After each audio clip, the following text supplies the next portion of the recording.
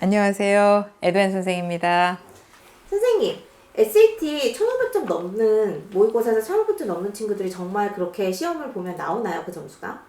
나와야지 프랩 프로그램이 성공한 거예요.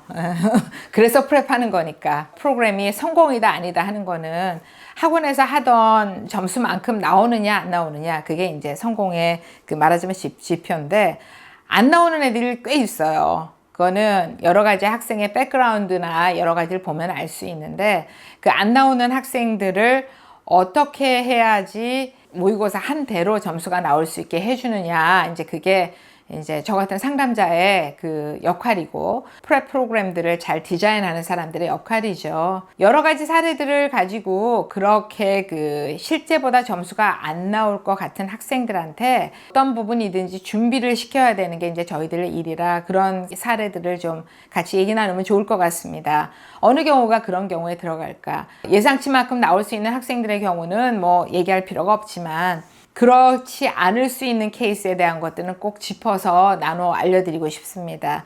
제가 10학년 학생이 하나 있어요. 요즘은 10학년 학생들이 SAT 프랩을 많이 하죠. 이제 SAT 프랩 프로그램들에 오는 학생들의 연령이 많이 빨라진 거예요. 어려진 거예요. 그래서 이제 진짜 요새 SAT 프랩 언제 해요? 그러면 10학년에 하는데, 이 학생은 프랩 프로그램을 시작한 데는 조금 다른 이유가 있었어요. 왜냐하면 하이스쿨에 들어가서 공부를 하는 데 대한 그 이유를 좀 놓쳤었다고 할까요? 그래서 사실 꽤 실력 있는 학생인데 9학년에 들어갔던 언어 레벨 잉글리시에서 10학년 들어가면서 레귤러로 떨어졌어요. 레귤러를 낮추게 됐고, 학교 9학년 GPA 관리가 참 안 됐던 거죠. 10학년을 들어가자마자부터 이제 오게 됐던 학생입니다. 이제 어느 경우나 SAT를 시작할 때, 그리고 또 학생의 어떤 실력에 문제들이 있는지를 볼 때는 SAT 모의고사부터 시작합니다. 그래서 제가 상담할 때 기본적인 말하자면 지표를 삼는 게 SAT인데, SAT 평가를 해보니까, 오답 분석을 해보니까 이 학생은 그렇게 리딩을 부족하게 할 학생이 아니었어요.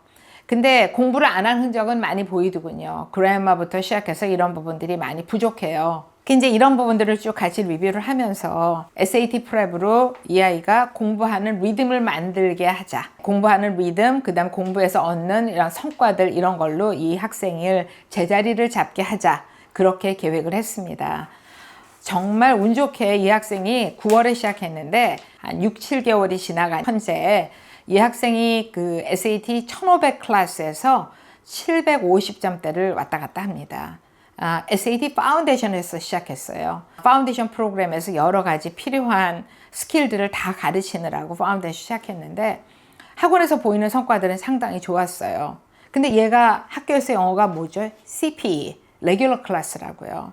프로그레스 미팅을 중간중간에 하는데 1500 클래스 올라가서 벌써 이제 700점대를 스테이블하게 가시니까 제가 이제 불러서 프로그레스 미팅을 하면서, 학교 공부는 어떻게 하니 요새? 학교의 잉글리시 클래스는 이제 A 확실하게 받겠지? 웬걸 그게 아닌 거예요. 아직도 B라는 거예요. 그 B를 받는 여러 가지 이유를 구구절절히 얘기를 하더라고요. 어떻게 보면 겁주는 얘기인데, 너 실제 가면 한 200점, 300점 더 안 나올 것 같은데 어떻게 하지? 라고 얘기했어요. 왜냐하면 네가 SAT 클래스에서 배운 스킬을 학교에서 하나도 안 쓰고 있네. 아이는 학교에서 영어 수업을 매니지 하려고 써야 되는 스킬하고 SAT 클래스에서 배우는 스킬을 동떨어지게 생각하더라고요. 제가 어떤 스킬들이 사용되어야 되는 스킬인지를 그 자리에서 우리 같이 길게 브레인스토밍 했어요. 왜 리딩 컴프레hension에서 그런 인퍼링 스킬들을 시험 보는지, 뭐가 인퍼런스인지, 어떤 상황에 인퍼를 해야 되는 건지, 그리고 어떻게 리비전을 해야 되는 건지, 그래머 스킬들을 써야 되는 건지에 대해서 그 아이가 모르지 않죠. 제가 한 역할은 브레인스토밍. 이게 이렇게 되는 거였지 않았겠니? 그러면 이런 스킬들을 학교 가서 항상 쓰고 있으면 토요일 날에 학원에 와서 공부하는 것들을 항상 학교에서 쓰고 있는 거니까 네가 현재 보이는 점수는 시험장에 가서도 그냥 나오는 점수가 되지 않겠어. 이제 이게 저와 아이와의 굉장히 심각한 대화였어요. 아이들이 이런 스킬들을 잘 쓰고 있으면 아이들이 보통 얘기하는 스스로에 대한 리플렉션이 이렇게 표현이 됩니다. 내가 클래스에서 배운 거나 학교 가서 쓰고 있어요. 학교 수업이 쉬워졌어요. 학교에서 하고 있는 여러 과정들의 성적이 좋아졌어요가 오피셜 테스트의 점수를 얻기 전에 먼저 나오는 얘기입니다. 이렇게 될 때는 학원에서 공부하던 점수 그대로 나와요. 거의 그대로. 그런데 학교는 학교고 학원에서 공부하는 건 공부하는 거고 따로 떨어진 학생들은 제가 생각할 때 그 학습의 4단계에 맞춰 생각하면 마지막 단계에 못 들어가는 그런 수준의 공부가 되는 겁니다. 노얼 볼시가 얘기하는 학습의 4단계가 있습니다. 제가 상담할 때 언제나 생각의 기준으로 쓰고 있는 내용이에요. 무의식적 무실력. 관심도 없고 실력도 없고 이런 학생들은 학원에 별로 안 와요. 그리고 무의식적 무실력. 관심은 있는데 아직 실력이 없는 상태. 보통 여기에서 보통 시작을 하죠. 만약에 SAT 파운데이션 수업이라면 바로 여기가 이제 시작하는 단계입니다. 의식적 실력. 네, 의식적 실력. 이게 3단계예요. 실력은 있는데 신경을 써야지만 나오는 거예요. 그러니까 이런 단계에는 세팅이 굉장히 중요해요. 어느 세팅이 딱 들어오면 실력이 나타나는 거죠. 근데 신경을 안 쓰면 그 실력이 안 나오는 거예요. 그러니까 앞에 그 얘 학생은 학원에 와서 수업을 할 때는 신경 쓰는 세팅이니까 실력이 확 나오는 거고 학교에 가면 신경 쓸 필요가 없으니까 실력이 안 나오는 거예요. 그 3단계. 그러니까 이 학생은 3단계에 머물러 있는 거죠. 4단계는 뭐냐면 무의식적 실력이에요. 신경을 쓰든 안 쓰든 저절로 실력이 나오는 거예요. 이게 진짜 자기 실력인 거죠. 이러면 학원에서 시험 보던 것보다 점수가 잘 나올 수 있는 거예요. 왜냐하면 딱 긴장돼서 그날 내가 최고로 만들어야 되지 하는 그런 마음의 자세가 딱 박혀 있는 날이 이 아이의 시험 날이면 뭐 최고로 나오는 거죠. 학원에서는 사실은 이 4단계까지 꼭 만들고 싶은 거예요. 저희가 반을 나눌 적에 탑 클래스 SAT 1500이라고 얘기하는 반이 사실은 이렇게 되는 거를 생각하면서 만들어지는 건데 대개 학생들이 한 그 3단계에 머물러서 학원에서 보는 점수가 자기 실력인 거로 생각하고 시험장에 가요. 안타깝죠.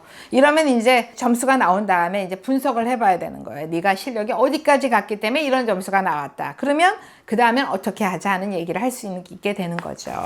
자, 어떻게 4단계까지 SAT 프랩을 끌고 올라가서 정말 한 번에, 아니 한 번, 두 번에 완전히 끝낼 수 있을까? SAT 시험을 보통 한 2번 정도는 반드시 봐요.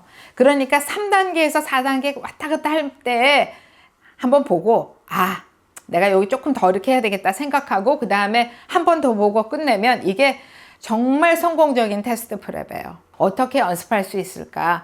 언제나 SAT 프랩을 할 때 SAT 이런 거 배운 거라는 걸 자꾸 적용하는 연습을 해줘야 합니다.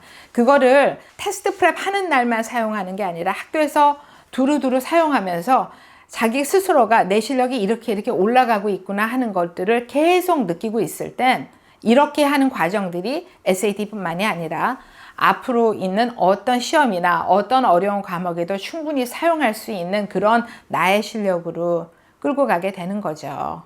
자, 이렇게 하면 오늘 나의 모의고사 점수는 내일 나의 오피셜 테스트 스코어가 되는 거예요. 꼭 기억했으면 좋겠습니다. 감사합니다.